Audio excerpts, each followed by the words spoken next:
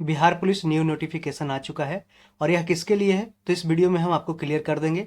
आपने बहुत सारा जगह से वीडियो देखा होगा, लेकिन आप अगर अभी भी कंफ्यूज हैं कि ये जो वैकेंसी आई है, नोटिफिकेशन आई है, किसके लिए है, जो सिलेबस चेंज हुआ है बिहार पुलिस में तो किसके लिए है, और दरोगा में भी अलग से चेंज हुआ है, उसका भी हम वीडियो बनाएंगे, उसको भी आप देख सकते हैं। यहाँ पे देख सकते हैं कि यह किसके लिए है। तो यहाँ पे साफ साफ लिखा हुआ है कि for the Bihar police special branch general. ये ठीक है।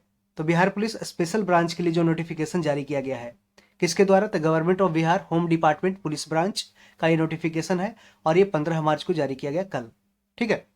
तो हम पूरी तरह से पूरे नोटिफिकेशन को लाइन बाय लाइन आपको पढ़ के सुनाएंगे। इंग्लिश में लिखा हुआ है, फिर भी हम इसको ट्रांसलेट करेंगे और आप समझ सकते हैं पूरे।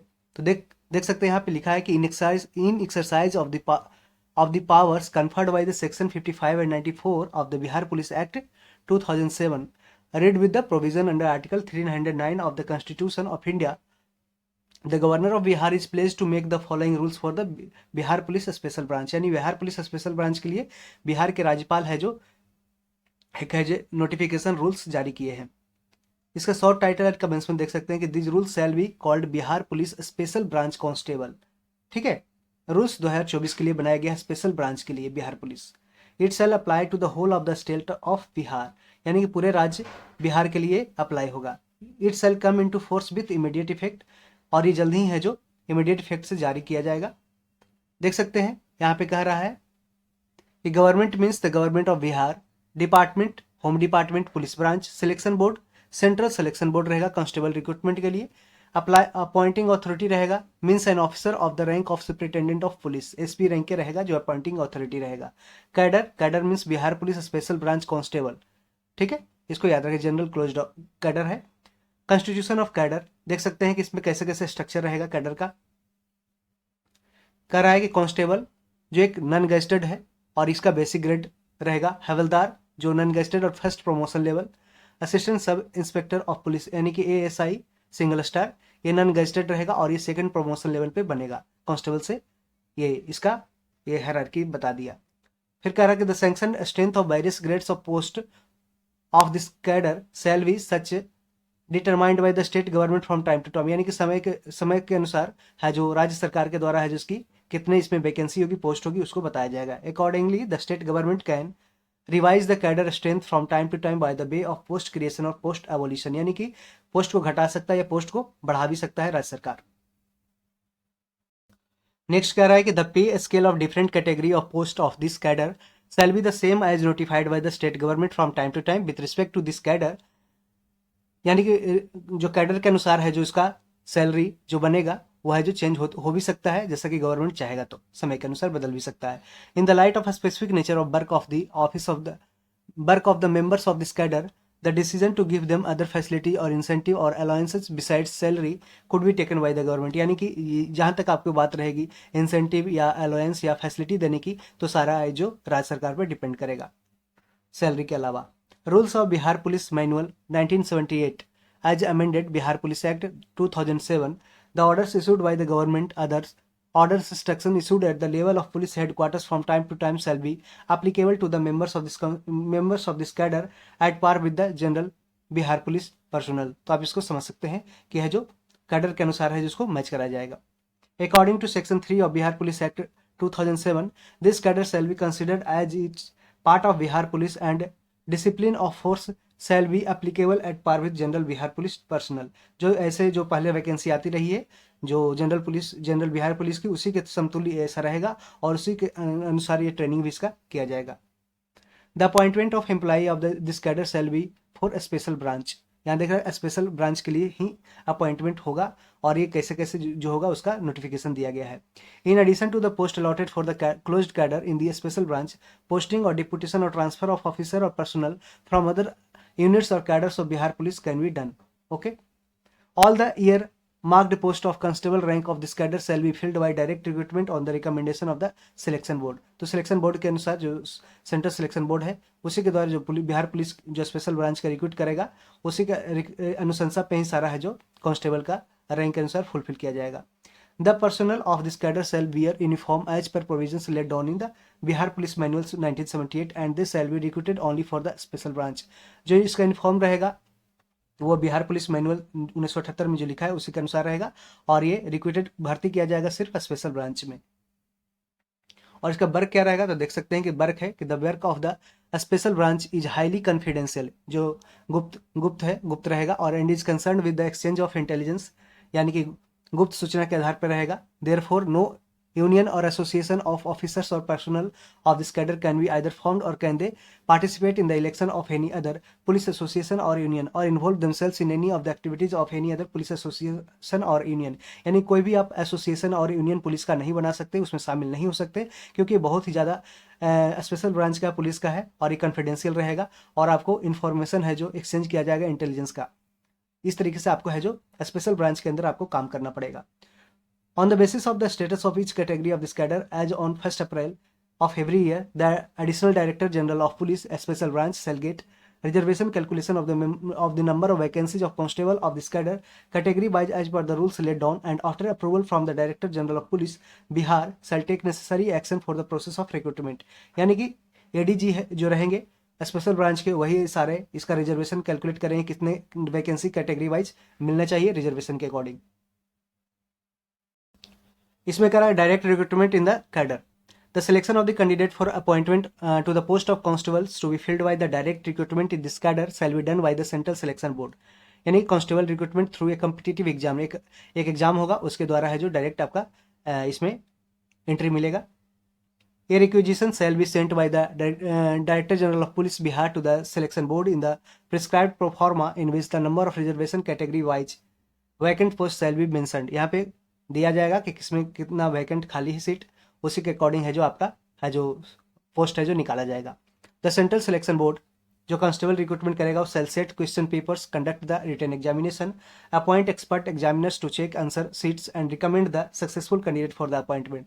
यहाँ पे जो सेंट्रल सिलेक्शन बोर्ड रहेगा कांस्टेबल भर्ती के लिए, वो है जो क्वेश्चन पेपर को सेट करेगा, रिटन एग्जाम कंडक्ट कराएगा, एक्सपर्ट जो चेक करने वाले रहेंगे उसका आंसर सीट उसे एक्सपर्ट एग्जामिनर बैठाएंगे और रिकमेंड करेंगे कि कौन सक्सेसफुल कैंडिडेट होगा अपॉइंटमेंट के लिए। एजुकेशनल क्वालिफिकेशन क्या रहेगा तो आपको पता होना चाहिए कि है जो minimum educational qualification for recruitment to the basic post of constable shall be intermediate 10+2 और इट्स इक्विवेलेंट एग्जामिनेशन पास, यानी कि 10+2 की डिग्री होनी चाहिए।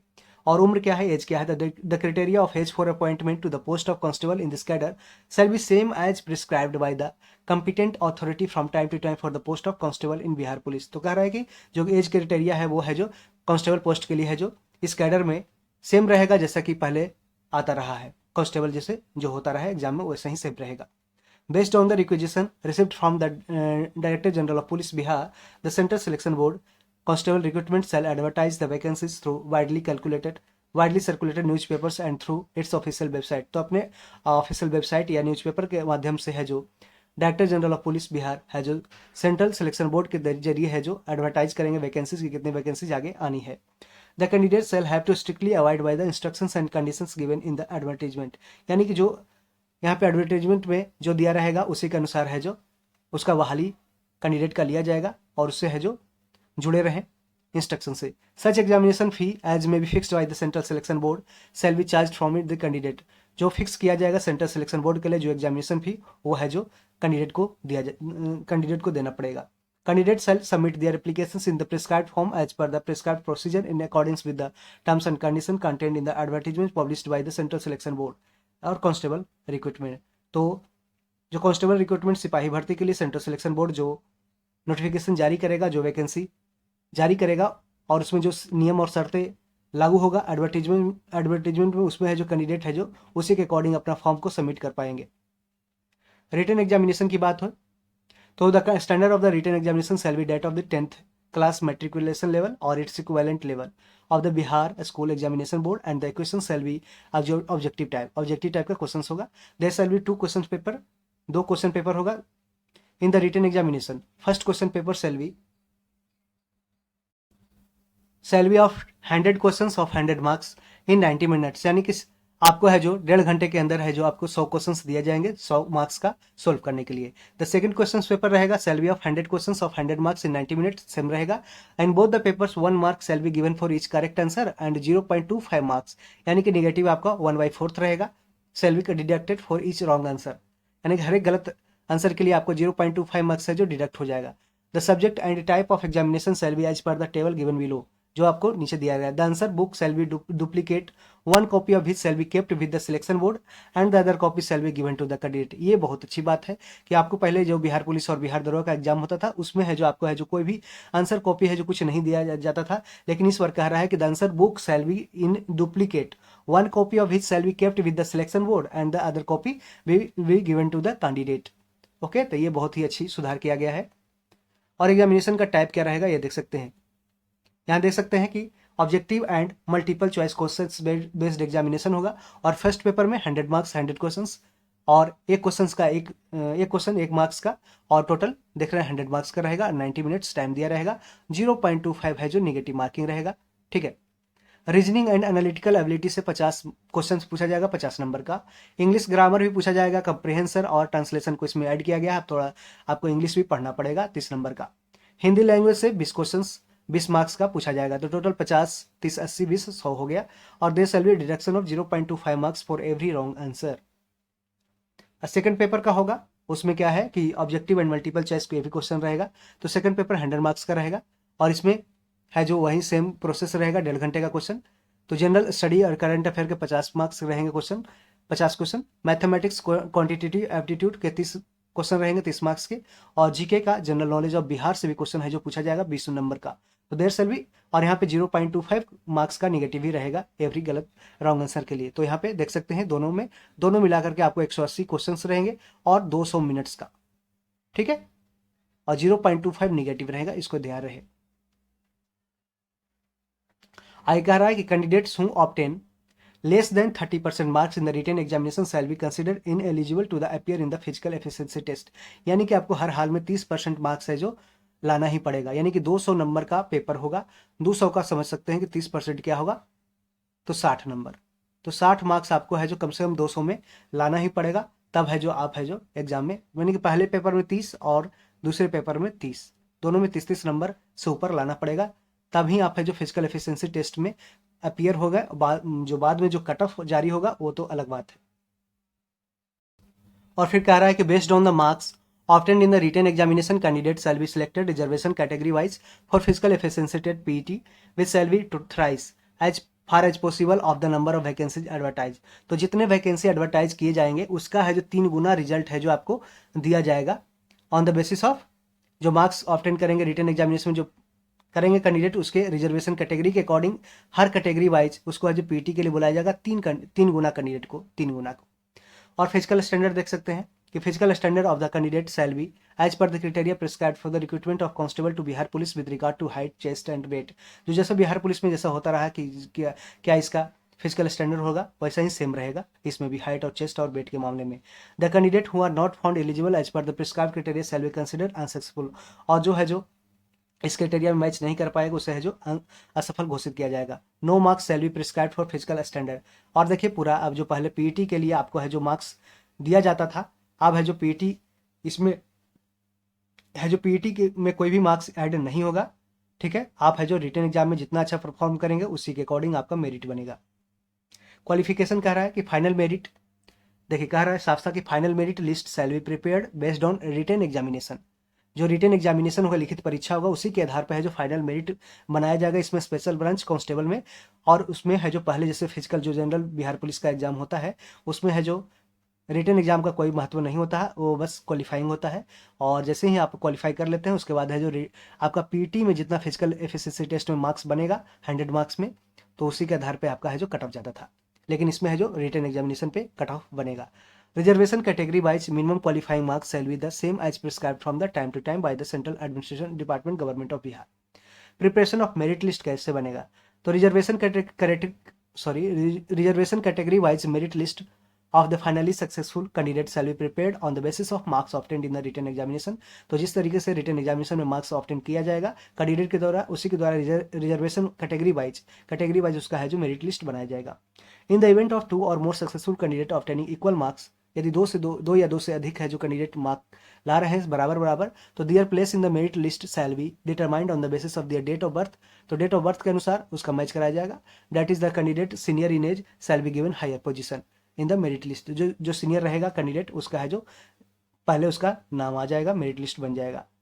इन केस ऑफ 2 और more candidate having the same marks and having the same date of birth, और यदि date of birth भी सेम मिल रहा तो क्या होगा, तो इसका डिटर्मिनेशन कैसे होगा, तो उसका एजुकेशनल क्वालिफिकेशन पे, जैसे कि कोई अगर कैंडिडेट हायर एजुकेशनल क्वालिफिकेशन कर रहा है तो उसको है जो ऊपर उसका मेरिट लिस्ट में रखा जाएगा। इस तरीके से ही बस दिया गया है। और कह रहा है कि डिस्पाइट दिस, इसके बावजूद भी यदि मैच कर जाता है, ठीक है, if more than one candidate have same marks, same date of birth और same educational qualification, then the seniority of such candidate shall be determined according to the Hindi alphabetical order, उसके नाम का Hindi alphabetical order of their names और mention in the 10th board examination certificate. तो उसके जैसे कि, ठीक है, तो आपका है जो अल्फाबेटिकल ऑर्डर के नाम पे भी उसका है जो मेरिट लिस्ट बन सकता है। The Central Selection Board shall prepare a list of the candidates who have obtained the minimum qualifying marks on the basis of merit in descending order as per the requisition received and recommended the names of the candidate reservation category wise in the descending order, यानी कि घटते हुए क्रम में पहला rank 1, rank 2, rank 3 ऐसे दिखाएगा। Medical examination, character और एंटीसीडेंट वेरिफिकेशन, तो character and antecedents of the candidate shall be verified before appointment to the post of constable on receipt of advertised report or in case of concealment of facts by the candidate, the concerned candidate shall be declared disqualified for appointment। यानी कि आपका verification होगा थाने पे, जैसे character certificate बनेगा तो local थाना आपको वेरीफाई करेगा इस पोस्ट के लिए, और यदि आप कुछ भी उसमें गड़बड़ी पाया जाता है तो आपको डिस्क्वालीफाई कर दिया जाएगा। As per the provisions made in Bihar police manual rules, the candidate should be free from such disease constitutional affliction or bodily infirmity rendering him or unfit or likely to make him or unfit for the discharge of police duty। यानी कि यदि कोई candidate को ऐसा बीमारी हो चुका है, कोई डिजीज है जो उसको ड्यूटी करने से रोकता है या ड्यूटी करने में परेशानी पहुंचाता है, तो उसको फिर है जो डिस्क्वालीफाई कर दिया जाएगा। Medical examination of all the selected candidate shall be done before appointment, ठीक है, मेडिकल एग्जामिनेशन होगा। Vision, perception, colour blindness, hearing power, stuttering, flat feet और नॉकनी टेस्ट किया जाएगा। Shall also be examine, it shall be mandatory for the selected candidate to be found fit in the medical examination for appointment, यानी कि आपको appointment होने के लिए आपको सब तरीके से फिट होना चाहिए। A defect such as stuttering or stammering shall render the candidate ineligible for the appointment, यानी कि स्टटरिंग कर रहे हैं या स्टैमरिंग कर रहे हैं यानी कि हकला रहे हैं तो भी आपका है जो कैंडिडेट है जो कैंसिल कर दिया जाएगा, आप इनएलिजिबल हो जाएंगे। A candidate shall be considered ineligible for appointment if any criminal case is pending against him or her in any court of law or convicted by any court of law, यानी कोई भी court में आपका है जो criminal case चल रहा है, पेंडिंग है, तो आपको है जो अपॉइंटमेंट में आपको आयोग घोषित किया जाएगा। Appointment of constable of closed cadre, देख सकते हैं यहाँ पे लिखा है, the appointing authority for the appointment of the candidates so recommended by the Central Selection Board, constable recruitment to the post of the constable shall be the officer of the rank of SP, superintendent of police of the special branch, and in case the said post is vacant, the Director General of Police Bihar can nominate any other officer of the equivalent rank as the appointing authority। तो appointing authority कौन रहेगा, तो यहाँ पे देख सकते हैं कि जो ये स्पेशल ब्रांच का रहेगा, कोई भी SP रैंक के अधिकारी रहेंगे या फिर कोई जो डायरेक्टर जनरल ऑफ पुलिस जिसको भी नॉमिनेट करेंगे उस अधिकार उसको है जो अपॉइंटिंग अथॉरिटी बन जाएगा। यहाँ पे ट्रेनिंग की बात की जा रही है कि बेसिक ट्रेनिंग क्या रहेगा, तो basic training of directly appointed constables for closed cadre shall be of 270 working day, यानी कि 270 30 270 यानी कि 9 महीने की आपकी ट्रेनिंग हो जाएगी, 9 मंथ्स की। Their practical training shall be conducted by the directorate of training in coordination with other intelligence agencies on the basis of syllabus prepared after due approval by the director general of police Bihar, यानी कि आपको intelligence agency के साथ भी आपको है जो बाद में ट्रेनिंग कराई जाएगी, practical training. Period of probation and confirmation, newly appointed constable जो क्लोज कैडर के रहेंगे स्पेशल ब्रांच के shall be on probation for a period of 2 years with effect from date of appointment, यानी कि जो डेट ऑफ अपॉइंटमेंट से 2 साल के लिए वो प्रोवेशन पीरियड पे रहेगा। This period of 2 years shall further be extended by 1 year if the performance of a if the performance or conduct of any recruit is found unsatisfactory during this period, यदि किसी भी candidate का जो performance रहेगा वो according to माने कि satisfactory नहीं रहेगा तो उसको है जो 1 साल और भी एक्सटेंड किया जा सकता है। If they are not found fit for service at any time during the probation period they shall be terminated from service, यानी कि यदि वो फिट नहीं पाया जाता तो उसको है जो सर्विस से निकाला जा सकता है। Service of constable cadre shall B confirmed after completion of basic training and probation period, passing of departmental examination and satisfactory service, यानी कि यदि कोई भी कैंडिडेट जो कांस्टेबल कैडर का है वो उसका कंप्लीशन अगर बेसिक ट्रेनिंग हो गया और प्रोबेशन पीरियड भी कंप्लीट हो गया तो उसके बाद उसको डिपार्टमेंटल एग्जामिनेशन पास करना होगा और उसको एक सेटिस्फैक्ट्री सर्विस है जो का एग्जाम पास करना पड़ेगा।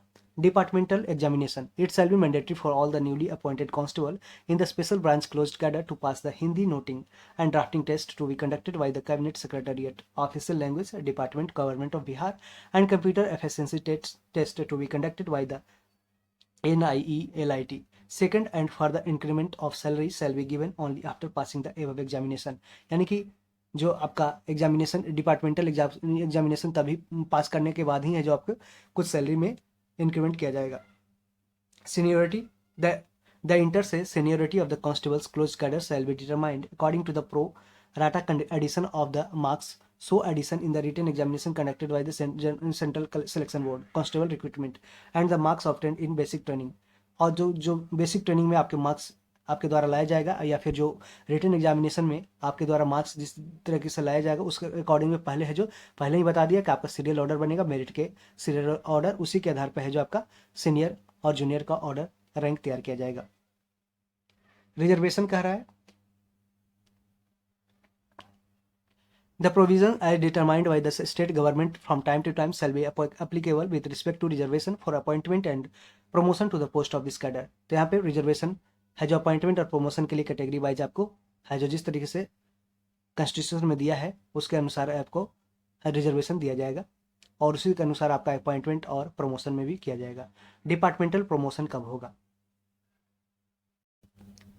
The constables in special branch closed cadre could be promoted to a higher post in the hierarchy on the basis of seniority cum merit, provided the revised period as determined time to time by the General Administration Department as is completed। यानी कि general administration department ही तय करेगी किसका है जो promotion होगा।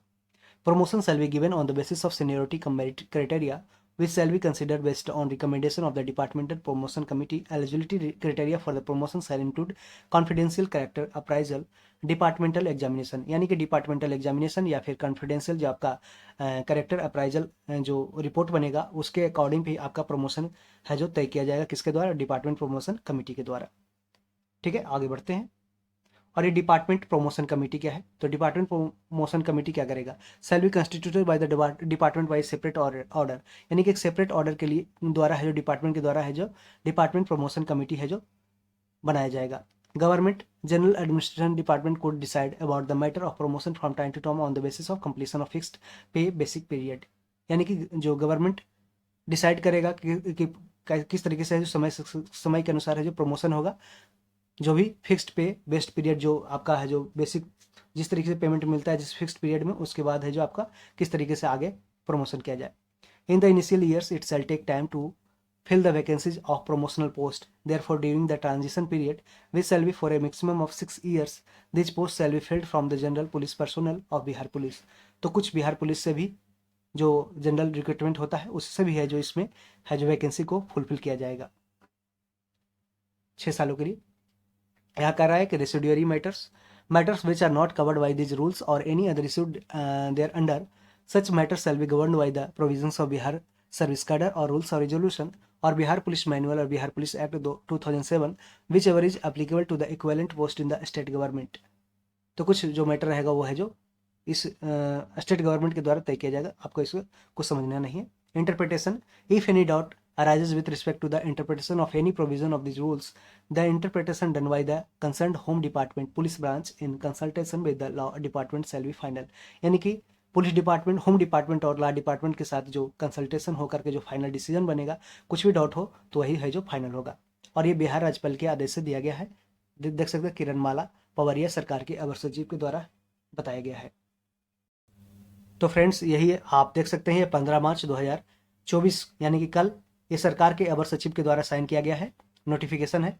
और आप देख सकते हैं कि यदि आप स्पेशल ब्रांच की तैयारी करने के लिए आप जुट जाएं अभी से, और देख सकते हैं कि आपके लिए बहुत ही एक अच्छा गोल्डन अपॉर्चुनिटी है, यानी कि जो इंटेलिजेंस में काम करने के लिए सीधे इंटेलिजेंस के आपका काम करवाएगा, यानी कि स्पेशल ब्रांच के तौर पे। ये जनरल पुलिस डिपार्टमेंट का जैसा नहीं है, ये बिहार पुलिस जैसे काम करता है उस तरीके से काम नहीं करेगा। आपको है जो स्पेशल ब्रांच की तरह बिहार पुलिस में कांस्टेबल के पद पे स्पेशल ब्रांच में शामिल किया जाएगा। तो उम्मीद करते हैं कि आपको नोटिफिकेशन पूरी तरीके से कंप्लीट जानकारी हासिल हुई होगी। और यदि अच्छे लगे नोटिफिकेशन का जो हमने डिस्कशन किया है, कंप्लीट इन्फॉर्मेशन दिया है, तो चैनल को सब्सक्राइब जरूर कर लें। और अपने जो दोस्त बिहार पुलिस की तैयारी कर रहे हैं, जो भी एग्ज़ाम दे रहे हैं, तो उनको ज़रूर शेयर करें। और चैनल का नोटिफिकेशन बेल आइकन ज़रूर दबा लें, ताकि आपका नेक्स्ट नोटिफिकेशन हम आपके साथ जल्द पहुंचाएं। और एग्ज़ाम की तैयारी कर रहे हैं तो मेरे साथ बने रहें चैनल पे। Thank you, all the best.